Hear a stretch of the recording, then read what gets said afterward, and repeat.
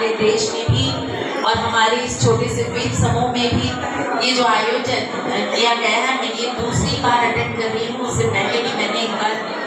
इस तरह के कार्यक्रम जो बच्चों के लिए आयोजित किए गए थे किया था मैंने अटेंड। हमारे बीच में सर भी उपस्थित हैं कॉल से, और बहुत अच्छा प्रदर्शन भी उन्होंने, उनके बच्चों ने जो किया हमारे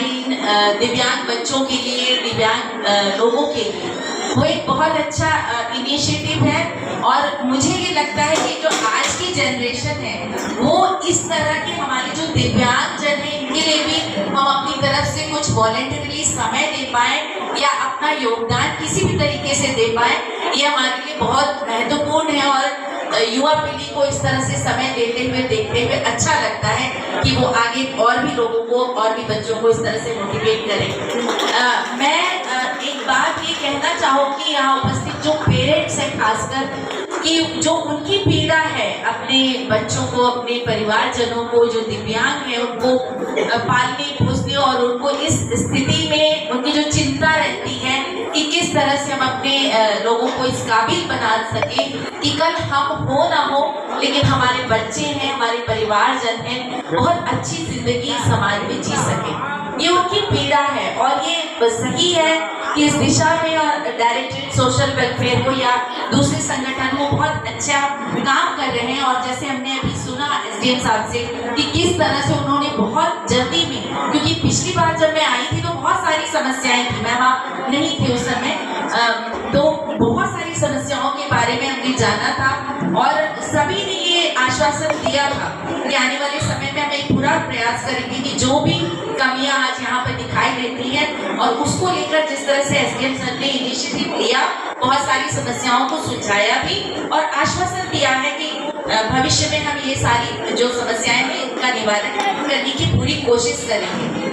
सबसे बड़ी चिंता का विषय है कि पूरे विश्व में जो है लगभग 24 करोड़ हमारी जो बच्चों की संख्या है दिव्यांग बच्चे हैं, और उसमें से भी 49% बच्चे हैं जो दिव्यांग होने की वजह से स्कूल नहीं जा पा रहे हैं, शिक्षा नहीं उन्हें मिल पा रही है। और इस दिशा में हमारे देश में भी लगभग 2.2% की आबादी जो दिव्यांग जनों की है, उसमें से जो हमारे गाँव में और इंटीरियर जो हमारे लोग रहते हैं वहाँ पे बच्चों की ऐसी संख्या है। और यहाँ पर एक बहुत अच्छी सुविधा सीआरसी के माध्यम से जो दी जा रही है, जो थोड़ी बहुत वैकेंसीज की बात जो मैडम ने बताई थी, इससे पहले भी हम आए थे तो यही समस्या थी कि बहुत कुछ हम चाहते हैं करना, लेकिन वो जो वैकेंसी फिलअप नहीं हो पाती, वो सैलरी और जो भी प्रॉब्लम्स है। और एक बहुत अच्छा एसडीएम साहब ने जो हमें बताया कि यहाँ से भी हमारे जो कार्ड फंड थे उनको कुछ सहयोग देकर एक अच्छी अमाउंट जो कि वो, ये बहुत मेहनत का काम है, ऐसे बच्चों को, ऐसे लोगों को संभालना बहुत मेहनत का काम होता है और सबसे बड़ी बात बहुत पेशेंस की जरूरत होती है। इसके लिए पेरेंट्स को और जो यहाँ पर जो टीचर्स हैं, आप जो बच्चों को सिखाते हैं, मैं उनके लिए कहना चाहूँगी कि लोग इनको, इन दिव्यांगजनों को कैसे देखते हैं ये महत्वपूर्ण नहीं है। जरूरी है कि ये जो हमारे दिव्यांगजन हैं उनके पेरेंट्स और वो खुद खुद को किस रूप में देखते हैं वो ज्यादा महत्वपूर्ण है। आप जब अपने आप को दिव्यांग जो शब्द है जिसे हम विकलांग के नाम से, डिसेबल के नाम से जानते थे, प्रधानमंत्री माननीय नरेंद्र मोदी जी की सोच थी कि 2015 में उन्होंने अपने मन की बात कार्यक्रम में जो अपनी मन की बात करते हैं उसमें ये उन्होंने आह्वान किया था कि विकलांग हम जब कहते हैं तो कहीं ना कहीं जो हमारा विकलांग जो व्यक्ति है उसके मन में कहीं ना कहीं एक भाव आता है कि मैं कमजोर, समाज का एक कमजोर वर्ग, तो उनके लिए हम दिव्यांग शब्द का इस्तेमाल करें, ताकि दिव्यांग मतलब जब भी डिसेबल लोग जो होते हैं आपने देखा होगा उनकी छठी जो इंद्रिय है वो अच्छा काम करती है, 6th सेंस उनके पास होता ही होता है, शारीरिक या मानसिक जो भी कमी हो 6th सेंस उनका काम करता है, इसलिए वो दिव्य अंग वाले हैं, इसलिए उन्हें दिव्यांग नाम दिया गया। और तब से हमारा ऑफिशियली हो या फिर आम लोगों में भी हमारा ये प्रयास होता है कि हम ऐसे लोगों को दिव्यांग ही पुकारें, ताकि उनका मनोबल भी बढ़े और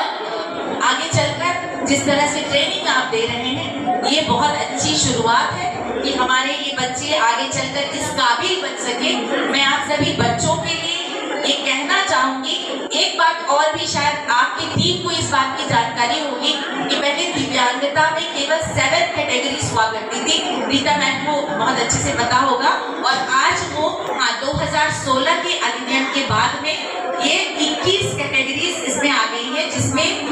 जो बोलने में कुछ